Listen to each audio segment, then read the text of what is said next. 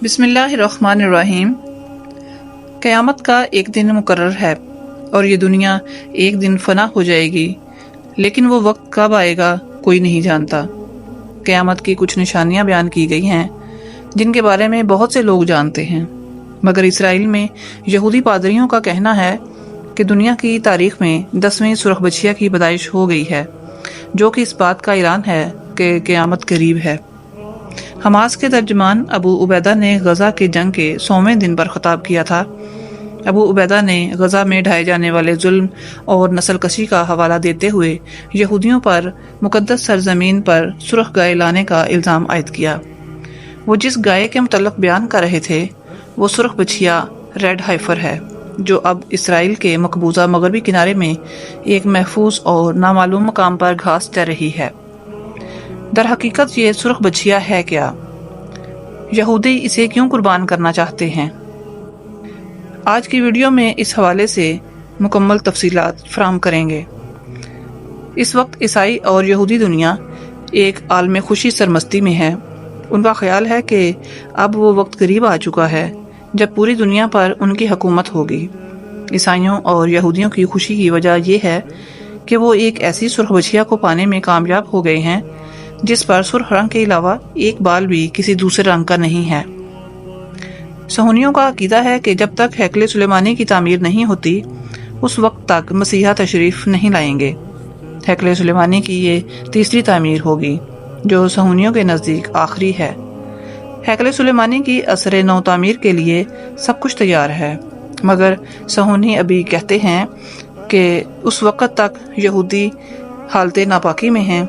जब तक उन्हें पाक नहीं कर दिया जाता उस वक्त तक हैकले सुलेमानी के अहाते में दाखिले की इजाज़त नहीं दी जा सकती।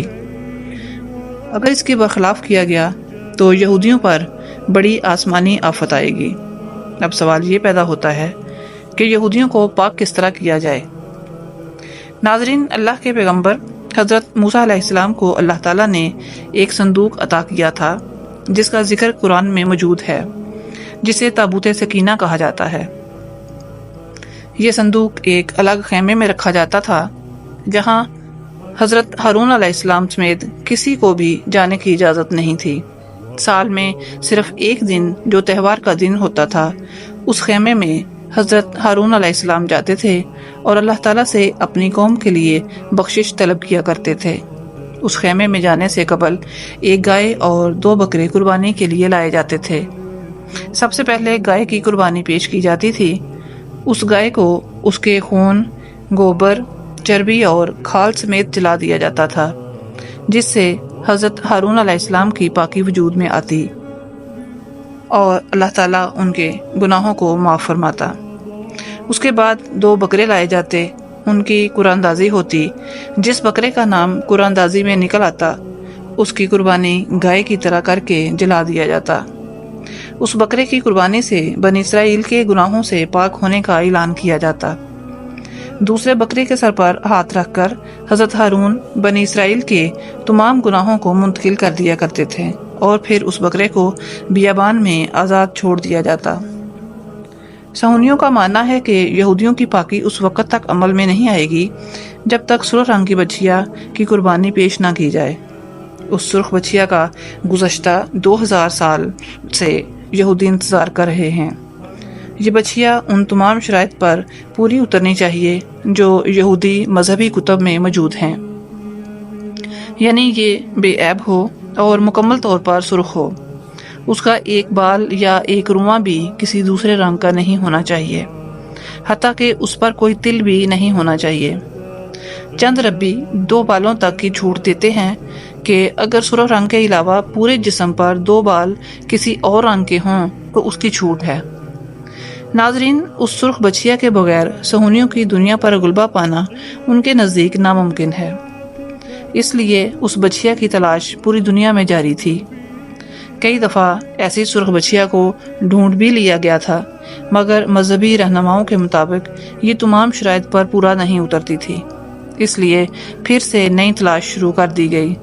चूँकि सुर्ख बछिया कहीं से दस्तयाब नहीं हो रही थी और सहूनियों के सब्र का पैमाना लबरेज होता जा रहा था, इसलिए उन्होंने शॉर्टकट ढूंढा تیسرے ہیکل سلیمانی کی تعمیر کے لیے اسرائیل نے باقاعدہ ایک ادارہ دا ٹیمپل انسٹیٹیوٹ کے نام سے کام کر رہا ہے، جس میں ہر طرح کے ماہرین موجود ہیں۔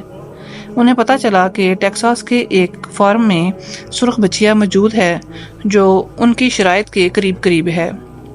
گائے کی اس نسل کا نام ریڈ اینگس ہے۔ ماہرین ٹیکساس کے اس فارم میں پہنچے اور انہوں نے ریڈ اینگس کے انڈے یعنی ایمبریس حاصل کیے، اور اس کے بعد اسرائیل میں ایک فارم جہاں پر گائے کی افزائش ہوتی ہے، بے عیب سرخ رنگ کی بچیا کے بذریعہ ٹیسٹ ٹیوب پیدائش کی کوششیں شروع کر دی گئیں۔ کچھ عرصہ قبل اسرائیلی ماہرین مطلوبہ بچہ پیدا کرنے میں کامیاب ہو گئے، جو مکمل طور پر سرخ رنگ کا تھا۔ تاہم صہیونیوں کی امید پر اس وقت مایوسی پھر گئی جب انہیں پتہ چلا کہ بچہ نر ہے، مادہ نہیں۔ مذہبی شرائط کی روح سے بچیا درکار ہے، بچڑا نہیں۔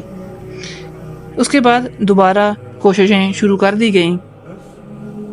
دا ٹیمپل انسٹیٹیوٹ کی جانب سے اعلان کیا گیا ہے کہ کلی طور پر سرخ بچیا کی پیدائش اسرائیل میں ہوئی ہے، جس کے ساتھ ہی دنیا کے اختتام کا باب شروع ہو گیا ہے اور کائنات اپنی زندگی کے آخری مرحلے میں داخل ہو گئی ہے۔ اب یروشلم میں تیسرے معبد کی تعمیر ہوگی، جس کے سامنے اس بچیا کی قربانی پیش کی جائے گی اور پھر مسیح کا ظہور ہو جائے گا۔ ناظرین، دا ٹیمپل انسٹیٹیوٹ نے اسرائیل میں پیدا ہونے والی سرخ بچیا کا اعلان اپنے یوٹیوب چینل پر کیا ہے۔ انسٹیٹیوٹ کی جانب سے ایک ویڈیو اپلوڈ کی گئی ہے جس میں سرخ رنگ کی بچیا اور اسے جنم دینے والی گائے کو دیکھا جا سکتا ہے۔ ویڈیو میں بتایا گیا ہے کہ یہی وہ بچیا ہے جس کا انتظار یہودی مذہب کے پادری صدیوں سے کر رہے تھے، اور اب چونکہ اس کی پیدائش ہو گئی ہے تو تیسرے معبد کی تعمیر اور اس بچیا کی قربانی کی تیاری کی جائے تاکہ مقدس کتاب میں بیان کیے گئے احکامات کی تعمیل ہو سکے۔ صہیونیوں کا عقیدہ ہے کہ جب تک ہیکل سلیمانی کی تعمیر نہیں ہوتی، اس وقت تک مسیحا یعنی دجال اس دنیا میں نہیں آئے گا۔ ہیکل سلیمانی کی یہ تیسری تعمیر ہوگی جو صہیونیوں کے نزدیک آخری ہے۔ ہیکل سلیمانی کی اثر نو تعمیر کے لیے ماڈل بھی تیار ہے جو ماہرین نے آثار قدیمہ کی مدد سے تیار کیا ہے، اور انسانی اور مالی وسائل بھی میسر ہیں۔ تاہم اس کی تعمیر میں 2 مشکلات موجود تھیں جس کی وجہ سے اب تک ناممکن ہو سکی۔ پہلے یہ کہ ہیکل سلیمانی کی تعمیر کے لیے صہیونیوں کو گناہوں سے پاک کرنے والی قربانی کی شرط ہے، جس کے لیے قدیم یہودی روایات کے مطابق قربانی کے لیے ایک ایسی سرخ بچیا درکار ہے جس کا ایک بال بھی کسی اور رنگ حتیٰ کہ بھورا بھی نہ ہو، اور دوسری شرط یہ کہ ہیکل سلیمانی کی تعمیر کا مقام وہ مقام ہے جہاں پر عین مسجد اقصی موجود ہے۔